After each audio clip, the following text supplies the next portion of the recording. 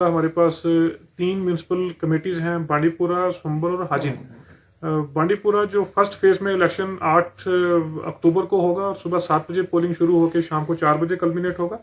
इसी तरह से 10 तारीख को संबल है। बांडीपुरा में 17 वार्ड्स हमारे पास हैं, जिसके लिए 43 कैंडिडेट्स फ्रे में हैं। इसी तरह से संबल में 13 वार्ड्स के लिए 35 कैंडिडेट्स हैं। हाजिन में 13 वार्ड्स के लिए 10 कैंडिडेट्स हैं और 3 वार्ड जो हैं वो अनकंटेस्टेड रही हैं, उसमें कोई नॉमिनेशन नहीं थी और 10 कैंडिडेट्स जो हैं वो अनकंटेस्टेड वहाँ से विनर डिक्लेयर किए जा रहे हैं।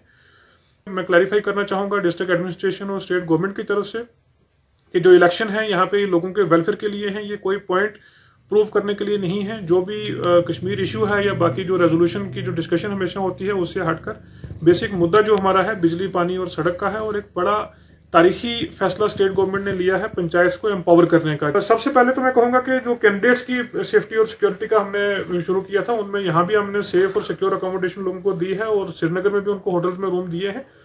इसके बाद भी जो कैंडिडेट्स हैं, इलेक्टेड हैं या अनइलेक्टेड हैं, उनको प्रॉपर हम सिक्योरिटी प्रोवाइड करेंगे।